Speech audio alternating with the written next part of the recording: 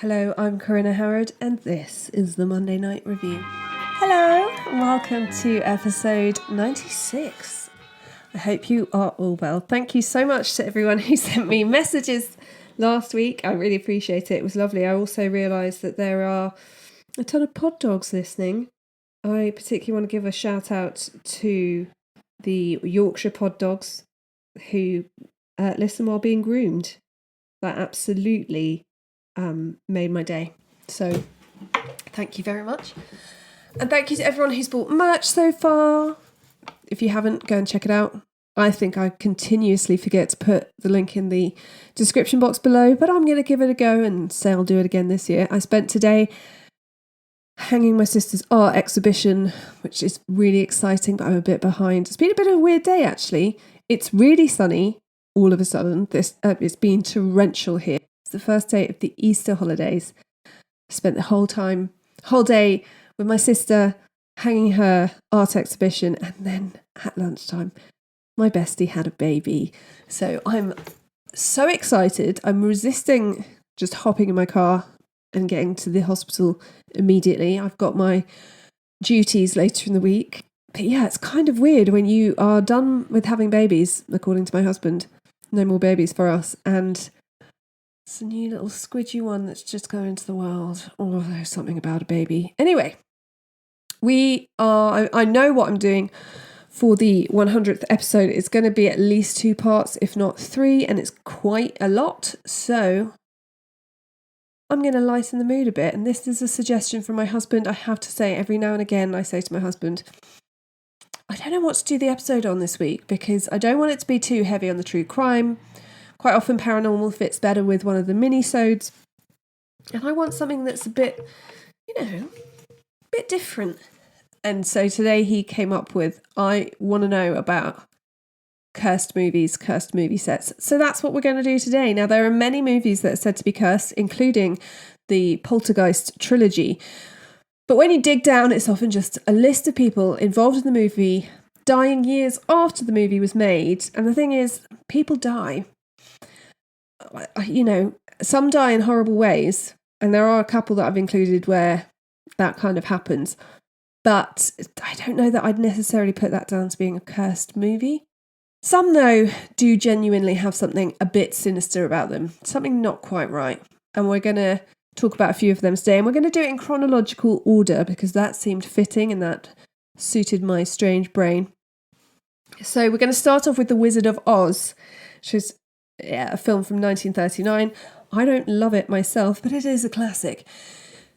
So it's the oldest, and according to the US Library of Congress, the most seen film in movie history. The Wizard of Oz set out to be more successful than Disney's Snow White, and it was. Let's just say from the beginning, no, that's not a munchkin swinging from a tree. And again, I'm not sure this is down to a curse or more to do with the extreme abuse of power that took place. The film got through directors like most people get through hot dinners, and none of them seemed to be particularly pleasant. It was the film that made Judy Garland famous, and probably the one that damaged her forever. Credible stories have come out indicating that Judy Garland endured extensive abuse during and before filming from various parties involved. The studio went to extreme lengths to change and control her appearance, including binding her chest, giving her Benzedrine tablets to keep her weight down, restricting her diet to cigarettes and coffee, along with uppers and downers that caused giggling fits. She was 16. One of the actors is overheard in a behind-the-scenes interview saying she's not pretty, she's plump. If you look at Judy Garland, she's a child. Anyway, there were claims that various members of the cast pointed out her breasts and made other lewd comments. The actors playing the Munchkins were often drunk and would proposition and pinch her. There were allegations that she was groped by MGM bigwig Louis B. Mayer. One of the many directors, Victor Fleming, slapped her during the Cowardly Lion's introduction scene when Garland could not stop laughing at Burt Lahr's performance. Probably because she was on loads of drugs that you'd put her on, Victor Fleming. Anyway, he slapped her, and once the scene was done, apparently he felt so ashamed of himself that he ordered the crew to punch him in the face. Garland, however, kissed him instead. But it wasn't just the abuse of Garland that was going on. There were so many serious accidents on set that the special effects that would go on to be Oscar nominated almost cost cast members their lives. From the 2 actors playing winged monkeys crashing to the ground when the wires that hoisted them up into the air broke, to stunt double Betty Danko injuring her left leg when her broomstick exploded. Some actors were poisoned by makeup. Buddy Ebsen was originally cast in the role of the Tin Man, but 9 days after filming started, he was hospitalised, sitting under an oxygen tent. His makeup was pure aluminium dust and had poisoned him. When he was not getting better fast enough, the filmmakers hired Jack Haley to be the Tin Man instead. There were no unions at this time. And for Haley, instead of applying the aluminium powder straight onto the skin, the makeup artists mixed it into a paste first and then painted it onto him, which, to be fair, is probably going to get a better effect. He did develop an eye infection that needed medical attention from this paste, but it ended up being treatable, so he didn't lose his job. When the Wicked Witch of the West, Margaret Hamilton, makes a fiery exit from Munchkinland, she received severe burns, 2nd degree on her face and 3rd degree on her leg. The first thing that happened when she got burnt was the makeup artist rushed to remove her copper makeup so that it wouldn't seep through her wounds and become toxic. Luckily for her, she didn't get fired because they could live without her on set. She was hospitalised for 6 weeks. And it was on her first day back, and she'd refused to do any of the stunts. So she had a stunt double, Betty Danko. Her double was sent up on a broomstick and was severely burnt during the sequence. The pipe on the broom exploded on the 3rd take and caught fire, burning Betty's leg. Awful for Betty. I don't know what Margaret Hamilton would have done had she literally, it was her first day back on set, having been in hospital. To top it all off, that lovely snow scene when they fall asleep in a field near the Emerald City, well, that's mineral asbestos raining down on them. So I'm not sure this is cursed, more like just no, before any form of health and safety, any form of actors' unions, any form of women's rights at all. And I don't think it's cursed. I think it's just run by a load of a-holes. Next up is Rebel Without a Cause, 1955. Basically a film about teens in crisis. This is a film that stars James Dean and Natalie Wood on the Hollywood map. The bad kids they portray are actually kids overlooked by their families and in need of direction. For me, this curse is really just clutching at straws, but it's a nice, gentle way to get started. At 3:30 p.m. on September the 30th, 1955, 24-year-old James Dean was ticketed for excessive speed in his Porsche Spider that he nicknamed Little Bastard. 2 hours later, Dean's body was being pulled from the wreckage on Route 466 with the official cause of death as a broken neck, but he suffered from so many broken bones and internal injuries that any number of them could have been fatal. Though Dean was alive when he was pulled from the wreckage by onlookers, which included a nurse, he was pronounced dead on arrival at the hospital. And if you look at pictures of the wreck, the car wreck, the fact that he was alive when he was pulled out is just awful, because it looks like something from a film. Sal Mineo, who played Plato in the film, had a rough childhood in Hell's Kitchen, New York, not helped by his interest in the arts, and it meant that he fought his way through school. In Rebel Without a Cause, his character Plato sees Dean's character Jim as a sort of father figure, but actually it's more likely that he was attracted to him at a time where that was not really acceptable to be portrayed on film. But the way that he looks at Jim, along with several clues throughout the film, points to Plato's homosexuality and his relationship with Jim being more romantic than a 1955 movie could be upfront about. Now, Mineo's role's dried up. He's a very small, pretty man, and when he became too old to be the young, sweet teens he was usually cast as, and then there were rumours about his sex life with gay bars, sadomasochism, that circulated, and that prevented him from being cast in older roles or leading roles. Though by the 1970s he was openly bisexual, and it seems in interviews that was something he admired about James Dean. He was in a long-term relationship with Courtney Burr III and had started directing in theatres and seemed to be really successful at it. But in 1976, a neighbour of Minio's heard someone shouting, "Oh, God, help me," and ran out to find Minio stabbed and bleeding in an alleyway. The neighbour gave him mouth-to-mouth to try and help until paramedics arrived, but Minio died from his wounds and he was just 37. So that's 2 stars dead at a young age. Next up is Natalie Wood, who was originally deemed too good and innocent for the role of Judy in Rebel Without Cause. But when the director visited her in hospital where she was recovering from being in a car wreck, Wood heard the doctor refer to her as a goddamn juvenile delinquent and shouted to the director, "Do I get the part now?" And she did. Wood would go on to star in many films and have a much publicised marriage to R.J. Wagner, and she would die in 1981 at the age of 43 under very mysterious circumstances, which you can hear about in a previous episode of this podcast, The Mysterious Death of Natalie Wood. So these are horrible deaths, far too early, but down to a cursed film? I don't think so. Possibly most famously is the one that's up next, which is The Exorcist from 1974. Friedkin's The Exorcist is still considered one of the most terrifying films, and the production was fraught with unnerving incidents. The film is based on the book by William Peter Blatty, which itself is taken from the true story of the exorcism of Roland Doe. The story tells of 2 priests battling a demonic presence that has taken hold of a young girl named Regan McNeil, played by 14-year-old Linda Blair. The film is an undisputed horror classic. Things get off to a rocky start, though, when the McNeil family home, where much of the action takes place, was destroyed by fire when a bird flew into the circuit box.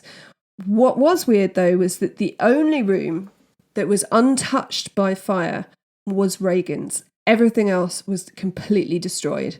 Filming was on hold for 6 weeks while the set was rebuilt. And from then on, it seemed that most people involved in the film experienced some kind of tragedy or trouble. As Max von Sydow, who played Father Merrin, touched down in New York to film his first scenes, his brother died unexpectedly in Sweden.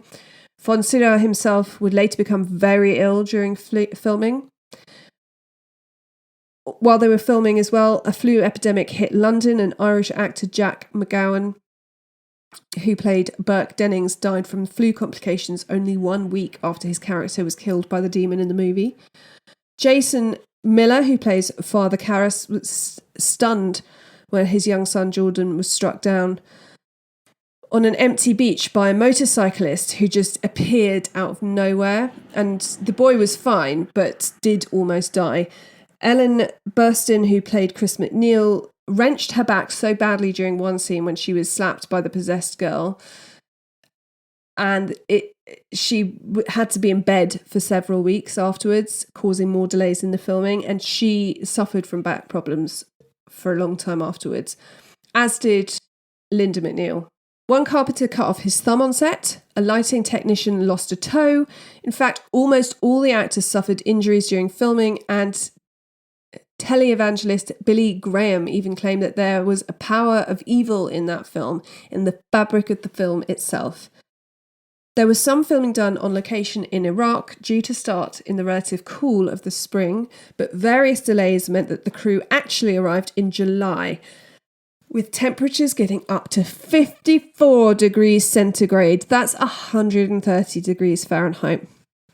11 men were sent out there. 9 were taken out by dysentery or sunstroke. Actress Ellen Bustin later said, quote, "There were some really strange goings on during the making of the film. We were dealing with some really heavy material, and you don't fool around with that kind of material without manifesting in some way. There were many deaths on the film. Linda's grandfather died. The assistant cameraman's wife had a baby that died. The man who refrigerated the set died. The janitor who took care of the building was shot and killed. I think overall there were 9 deaths during the course of the film, which is an incredible amount. It was scary. And I believe filming was supposed to take 6 months and it took over 9. So you think that's quite a lot of death for one film. Things got so bad that the Jesuit priest that had been employed as a technical advisor was asked to bless the set, which he did. And all actors and crew members turned up for this blessing. And from that moment on, strange things stopped happening.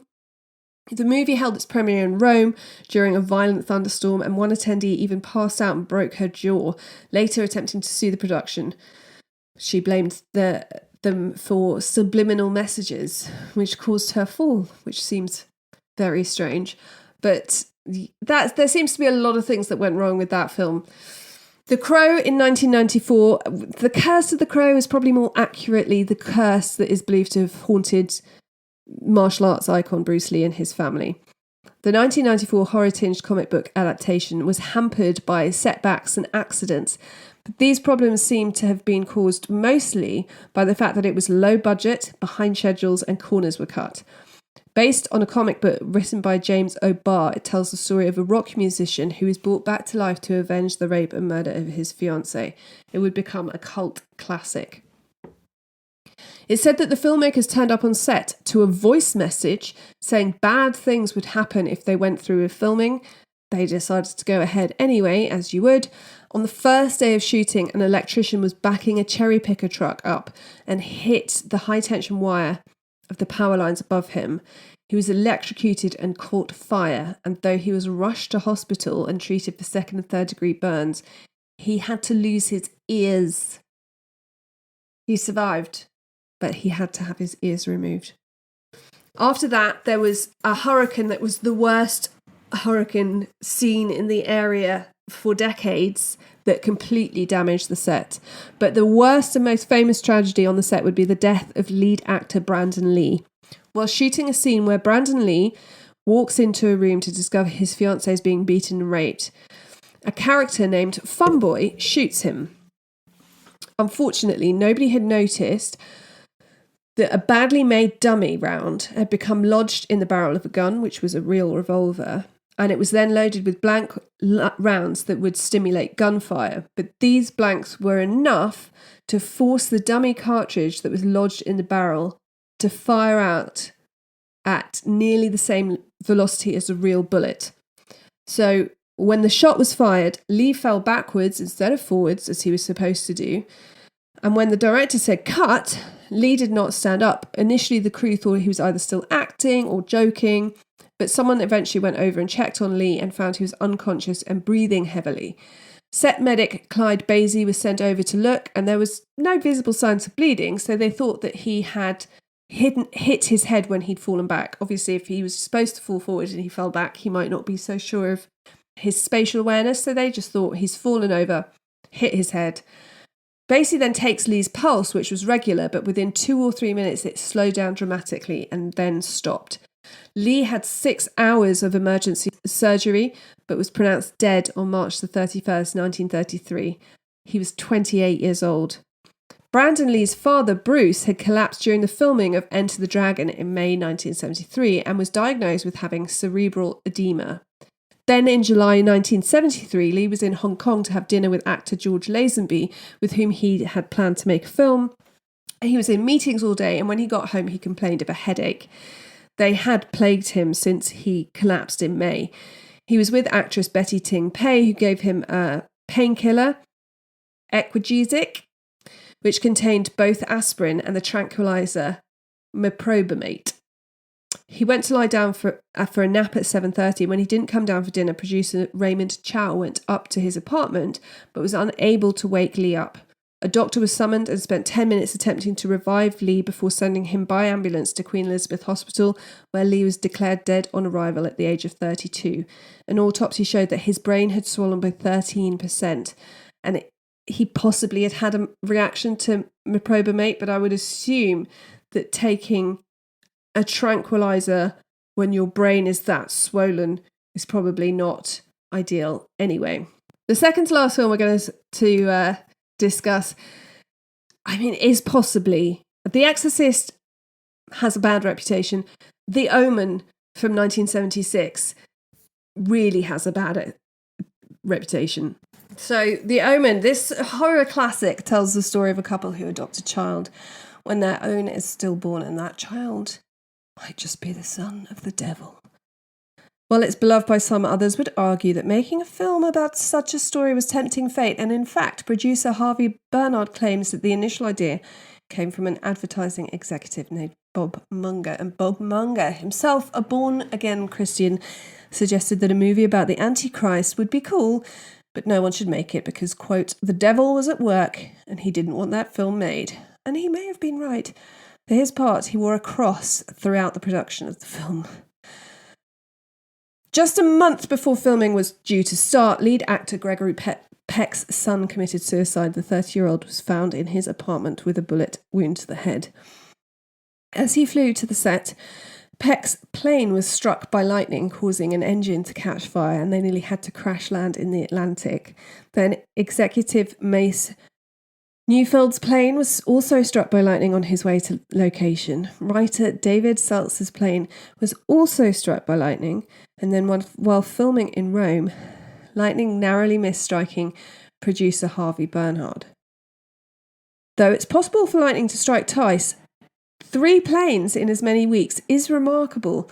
4 times to people involved in the film is a bit weird. Neufeld and his wife were staying at the Hilton Hotel in Park Lane, London, which then got bombed by the Irish Republican Army, the IRA. 2 people were killed and 63 were injured. Neufeld and his wife were out at the time, but a few days later, another bomb went off at a restaurant that Neufeld, Gregory Peck, and several other producers were due to arrive at 5 minutes later. When filming was delayed by 1 day, the private plane that the crew was going to charter to bring Peck in was deemed not necessary, although another version says that they had hired the plane for some aerial shots and at the last minute was given to a different client that paid more. Either way, the plane that they'd intended to take hit a flock of birds just after takeoff and crashed, killing everyone on board. There's an iconic cemetery scene where Gregory Peck is running away from vicious dogs, and a stuntman was used, covered up in plenty of protective clothing, and he'd done it loads before. But as they're filming the scene, the Rottweilers that they were using got out of control, not only biting through his protective gear, they completely destroyed it and wouldn't stop when told to do so by their trainer. The stuntman survived, but was seriously injured. Another stuntman who worked on The Omen, Alf Joint, believes that the curse followed him to his next job. He went off shortly after The Omen to begin work on A Bridge Too Far. And for one shot, he had to jump off a tall building and land on an airbag. Now, for an experienced stuntman like him, it's something he'd done 1,000 times before. This time, though, he jumped in a weird way, missing the bag and landing on the ground.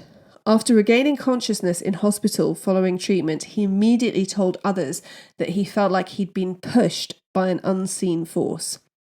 But perhaps the most chilling result of the curse was what happened to special effects supervisor John Richardson. He too went to work on A Bridge Too Far straight after wrapping The Omen.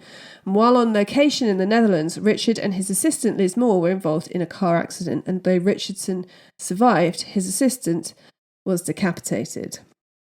One of Richardson's most notable works in The Omen was the decapitation scene. He reported that he saw a road sign near the place where the crash had happened that read Omen, spelt with 2 M's, O-M-M-E-N, 66.6 kilometres.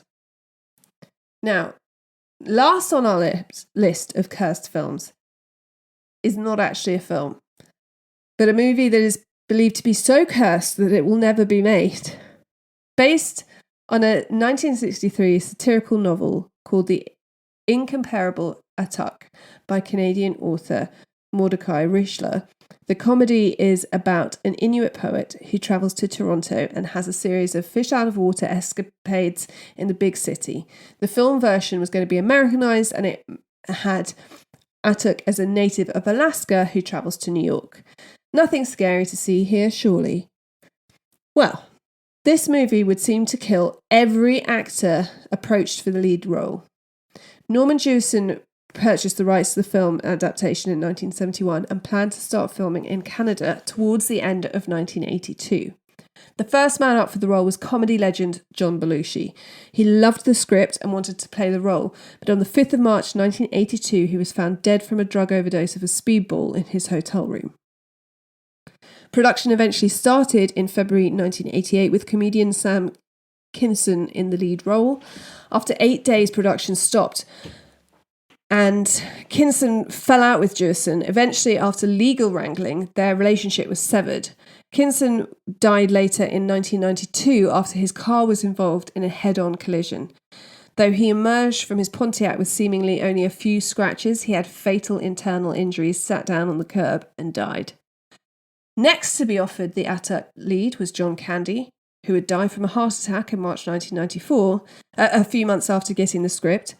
Undaunted, the script was then sent to another SNL vet, Chris Farley, who died from a speedball overdose in December 1997. Even stranger, Farley allegedly gave a copy of the script to his friend, who he thought might also be interested in the role, fellow SNL alum Phil Hartman. 5 months after Farley's death, Hartman went out to dinner with his wife. When he got home, they had a heated argument and Hartman went to bed. At about 3 a.m, his wife, drunk, high on cocaine, walked into their bedroom and shot him between the eyes, in the throat and in the chest, and she would later turn the gun on herself.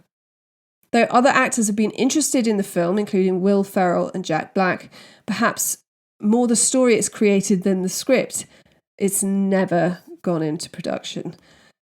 And those are some of the movies and movie sets believed to be cursed. I will give you that a lot of bad things seem to happen on The Omen. The Atuk one is sinister, that everyone seems to be dying. But really, I've worked on film sets. They are a law unto themselves and full of very strange people. What spooky films? I can't watch horror films. True crime, yes. Horror, no. Not for me. I know some people absolutely love it. I have plenty of friends who love a horror movie, wouldn't be able to handle this podcast. So, I'm not casting aspersions. I'd love to know, have I missed any out? What haunted movies have you heard about? What sinister things? There was always, when I was growing up, this is going to date me slightly, but there was that rumour of Three Men and a Baby, one of my favourite films. Three Men and a Baby, with the ghost in the window of one of the crew who had killed themselves on set. Does anyone remember that rumour? I hope you enjoyed this episode. A little bit of a palate cleanser. I'm bracing you for episode 100. I'd love to hear from you. As always, you can email me, themondaynightrevue@gmail.com. Find me on social media at The Monday Night Review, and you can come and join the Patreon, where you get extra episodes every week, get extra stories every week, you get a discount on any merch, and you get my undying love. And thanks to everyone who sent me lovely messages. You're all my favourite people, and much love to the pod dogs and cats that listen to you. I don't want them to feel overlooked. And until next time, be kind, stay safe, and always check your back seat before you drive.